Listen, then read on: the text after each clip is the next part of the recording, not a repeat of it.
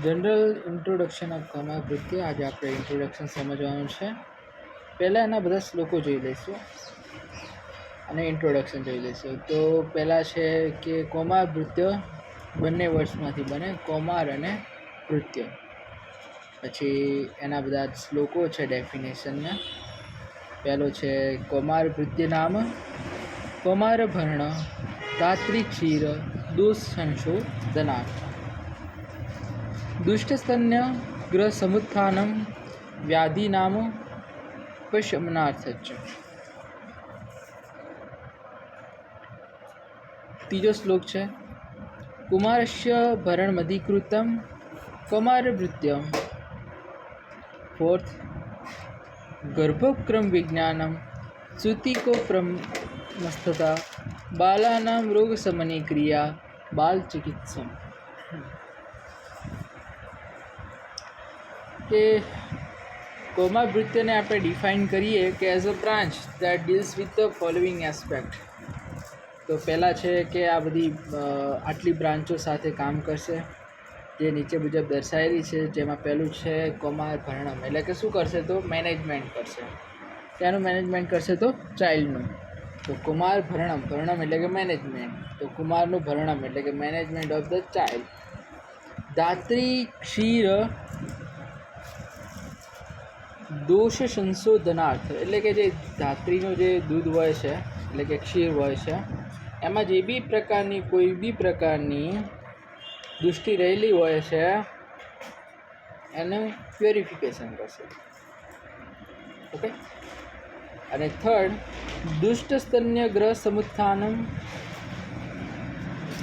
વ્યાધિનામ ઉપશમનાર્થ, જેનો અર્થ થશે કે management of the disease developed due to સ્તન્ય દૃષ્ટિ એન્ડ ગ્રહ દૃષ્ટિ. એટલે કે જે આપણે સ્તન્ય દૃષ્ટિથી જે બી પ્રકારના રોગો થશે અથવા ગ્રહ દૃષ્ટિથી રોગો થશે એનું મેનેજમેન્ટ કરવું એ પણ આમાં સમાવેશ કરવામાં આવશે. કૌમારવૃત્ય deals the management of the child, એટલે શું કરશે જે આપણે ઉપર જોયું એ પ્રમાણે પહેલાં મેનેજમેન્ટ કરશે, purification of the breast milk, and third the treatment of the child disorder. Okay. The branch gives the details the description about the કૌમારભરણમ, કે એવી બ્રાન્ચ જે ડિસ્ક્રિપ્શન આપશે એટલે કે સમજાવશે. કૌમારભરણમ એટલે કે મેનેજમેન્ટ કેવી રીતે કરવું ચાઇલ્ડને જન્મ પછી, એને આપણે કૌમારવૃત્ય કહી શકીશું. ઓકે. જે ત્રીજા શ્લોક પ્રમાણે કુમારસ્ય ભરણ અધિકૃતમ કૌમારવૃત્યમ. હવે ફર્સ્ટ શ્લોકમાં જે છે એ સમજાવવામાં આવેલું છે કે આચાર્ય હરિત એડ સમ મોર ઉપક્રમ ઇન ધ ફિલ્ડ ઓફ કૌમારવૃત્ય. એટલે એમને બીજા બધા ઉપક્રમ સમજાયા આચાર્ય હરિતે. જેમાં આપણે શ્લોકમાં જોયું એ પહેલાં એમાં જે લખ્યું પહેલાં કે ગર્ભોપક્રમ વિજ્ઞાન. ગર્ભોપક્રમ વિજ્ઞાન એટલે કે જે બાળક જન્મે એની પહેલાં જે બી કરવામાં આવતા કર્મકાંડ એટલે કે કર્મો કે કેર. ઓકે. તો એને કહીશું ગર્ભોપક્રમ વિજ્ઞાન, જેને એન્ટીનેટલ કેર કહેવામાં આવે છે. સૂતપક્રમને આપણે પોસ્ટનેટલ કેર કહીશું, જે જન્મ પછીની જે બી પ્રકારની કેર કરવામાં આવે છે. અને ત્રીજું બાલાના રોગ શમની, એટલે કે જે ચાઇલ્ડને થશે ડિસીઝ એ બધાને મેનેજમેન્ટ કરશે એટલે કે મટાડશે. ઓકે. ગર્ભોપક્રમ વિજ્ઞાન જે છે, જે આપણે પહેલાં વાત કરી કે એન્ટીનેટલ કેર, જે નોલેજ આપે છે necessary four coming the child, જે આપણે એવી રીતે મેનેજમેન્ટ કરવું કે જે આવતું બાળક હશે એના માટે જરૂરી હોય, તો એને આપણે જે નોલેજ આપે છે એને શું કહીશું? ગર્ભોપક્રમ વિજ્ઞાન કહીશું. સૂતિકોપક્રમ વિજ્ઞાન એ જરૂરી એના માટે છે કે બેબી છે એ નર્વસ થાય ફ્રોમ મધર. ઓકે. માતા દ્વારા. તો સૂતિકોપક્રમ શેના માટે જરૂર છે કે baby gets nourishment from the mother. Importance of કૌમારવૃત્ય. ગર્ભોપક્રમ અષ્ટાનમ તત્રાણમાદમુચ્યતે. એ ગર્ભોપક્રમ જે છે એ કન્સિડર કરશે કે એવું અધ્યાય તંત્ર છે કે જે એટલે પહેલાં એમ સમજીએ કે કોમાવૃત્ય છે શું તે એક અધ્યાય તંત્ર છે. રેડી? એ પહેલી બ્રાન્ચ ધરાવે છે કશ્યપ સંહિતામાં. રેડી? એમાં ધરાવે છે પહેલી બ્રાન્ચ તો કશ્યપ સંહિતામાં ધરાવે છે, અને આપણે એને શું કહીશું તો અધ્યાય તંત્ર તરીકે ઓળખીશું. ઓકે, એને આપણે અધ્યાય તંત્ર તરીકે ઓળખીશું, અને કશ્યપ સંહિતાને એકોર્ડિંગ એને પહેલી બ્રાન્ચીસમાં મૂકવામાં આવે છે. It has been compared with the હવ્યાપ, અને એને હે ને આપણે અગ્નિદેવના સમાન તુલ્ય ગણવામાં આવે છે. કોમાવૃત્યને જે બીજા બધા દેવતાઓ હોય છે એમાં એને અગ્નિદેવના સમાન ગણવામાં આવે છે, અને અગ્નિદેવ છે એ બધા દેવતાઓ કરતાં પ્રધાન ગણવામાં આવે છે. જે મેડિસિન્સ જે આપણે બનાવીએ છીએ, the medicines of the child should be હૃદયા that can be palatable for the child. કે જે મેડિસિન આપણે એવી બનાવીશું જે બાળકને ગમશે. હૃદય એટલે કે ગમવું, મનથી ગમતું હોય એવું ટાઈપનું, palatable. Right? The dose of the medicines and ઉપક્રમ in the children is totally different. જે બાળકોમાં જે મેડિસિનનું જે પ્રમાણ છે અને તેના ઉપક્રમો જે છે ને એ ચિલ્ડ્રન્સના બધા આખા અલગ જ હોય. According to Ashtanga Hridaya the Bala Chikitsa is a kept just after the Kaya Chikitsa. હવે જેમ કે વાઘભટ્ટે એમ સમજાવ્યું, વાઘભટ્ટ કોને કઈ સંહિતા લખી તો અષ્ટાંગ હૃદયા લખ્યું. રેડી? તો એમને જે બાલ ચિકિત્સા છે ને એ આફ્ટર કાય ચિકિત્સા પછી રાખ્યું. એટલે આ કયા નંબરમાં રાખ્યું? બીજા નંબરમાં રાખીએ, બીજા નંબરની બ્રાન્ચમાં રાખ્યું અમને.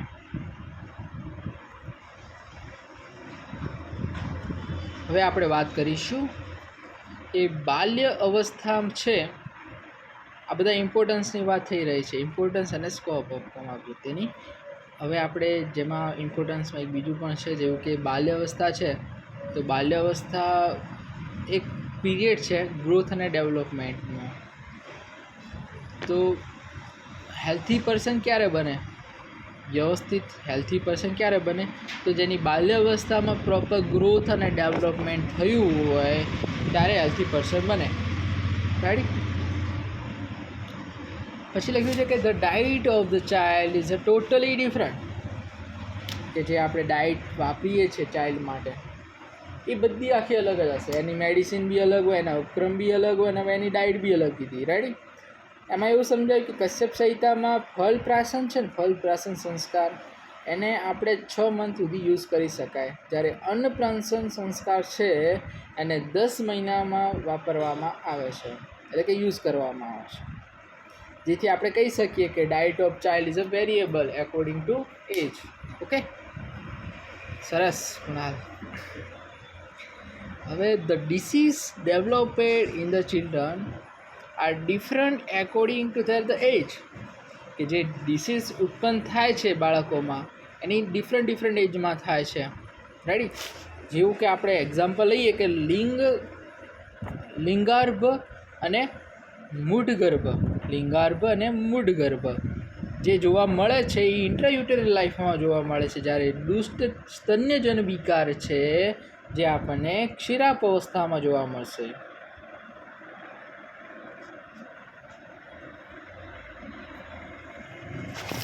પછી આપણે 7મા પોઈન્ટની વાત કરીએ. જેમાં લખ્યું છે કે મોસ્ટ ઓફ ધ આનુવાંશિક વ્યાધિ છે જે ચાઇલ્ડહુડ પીરિયડમાં જોવા મળશે. રાઈટ? ધ મોસ્ટ ઓફ આનુવાંશિક વ્યાધિ એટલે કે inheritance disease is seen during the childhood period. હવે આનુવાંશિક વ્યાધિ એટલે કે પેઢી દર પેઢી જે પ્રકારની કોઈ બી પ્રકારની ખામી જોવા મળે છે એ સૌ પ્રથમ ચાઇલ્ડમાં જોવા મળે છે.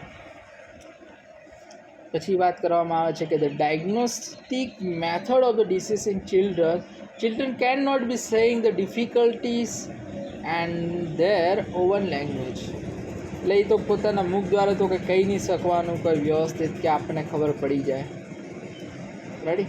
તો એની ડાયગ્નોસ્ટિક મેથડ આખી અલગ હોય છે. આચાર્ય કશ્યપે એને સમજાવ્યું છે કે વેદન અધ્યાય of diagnosis of the disease. એટલે આચાર્ય કશ્યપે એને સ્પેસિફિક સમજાવવા માટે, કારણ કે બાળક તો બોલી નહીં શકવાનું, તો એને એક્સપ્લેન કર્યું છે વેદન અધ્યાયમાં ડાયગ્નોસિસ ઓફ ધ ડિસીઝમાં. રેડી? પછી વાત કરીએ સ્કોપ ઓફ કોમારવૃત્યા. The rule of the physician involved in a health care. કે ફિઝિશિયનનું કામ શું છે? તો હેલ્થ કેર કરવાનું. આ સ્કોપની વાત કરવામાં આવે છે. ઓલું બધું ઇમ્પોર્ટન્સ હતું, હવે સ્કોપની વાત કરવામાં આવે છે કે જે ફિઝિશિયન છે શેના માટે ઇન્વોલ્વ થયેલા હશે, તો ચાઇલ્ડની હેલ્થ કેર માટે. ક્યાંથી શરૂઆત થઈ જશે ચાઇલ્ડની હેલ્થ કેર, કે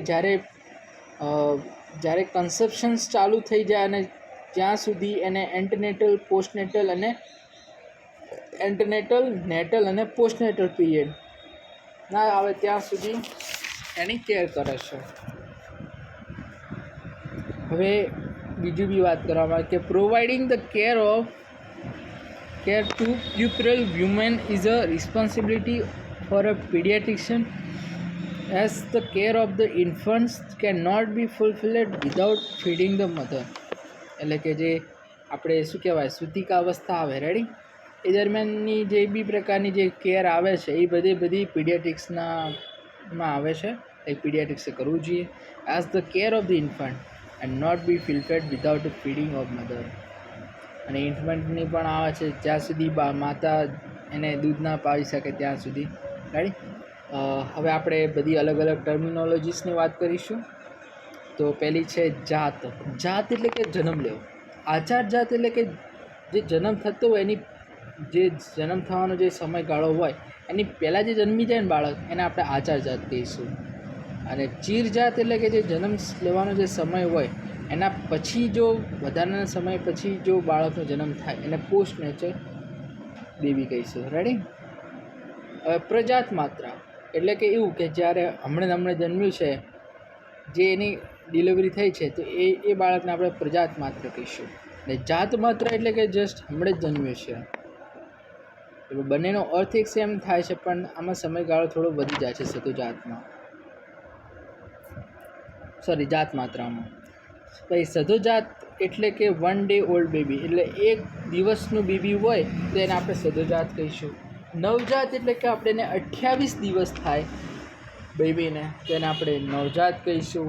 ક્ષીરાતમાં child of the 1 year who completely depend on the breast milk. ક્ષીરાત એટલે કે જે બાળક જ્યાં સમય દરમિયાન માતાનું દૂધનું ગ્રહણ કરતો હોય, એટલે 1 વર્ષનો સમયગાળો થાય તો એમને આપણે ક્ષીરાત કહીશું. પછી વાત કરવામાં આવે છે ક્ષીર અનાદ, એટલે કે ક્ષીર અને અન્ન બંનેનું ગ્રહણ કરતું છે, તો એ સમયગાળો કયો હશે, તો 1 થી 2 વર્ષનો હશે. જ્યારે અન્નાદમાં એકલું અન્નનું ગ્રહણ કરતો હશે તો 2 વર્ષ કરતાં વધારે હશે. શિશુ એટલે આપણે શું કહીશું, કે જે બહુ વધારે સ્લીપ લેતો હોય. પછી શિશુકુંદ એટલે કે બાળક રડતું હોય ને શિશુકુંદ કહીશું. શિશુત્વ એટલે કે એનું જે બિહેવિયર છે એ ચાઇલ્ડ જેવું હોય એને શિશુત્વ કહીશું. શિશુ ભાવ એટલે કે એની માનસિક સ્થિતિ શિશુ જેવી હોય તેને શિશુ ભાવ કહીશું. બાલ એટલે કે ઇમેચ્યોર, who have a less strength, એટલે કે બાલ એટલે શું, તે ઇમેચ્યોર હશે, રેડી, અને એમાં ઓછી સ્ટ્રેન્થ હશે. જ્યારે કુમાર એ સેકન્ડરી સેક્સ્યુઅલ કેરેક્ટર છે જે અનડેવલપમેન્ટ છે. સંસ્કાર એટલે કે રિચ્યુઅલ્સ. કુમાર ઘર એટલે કે એરિયા ફેર.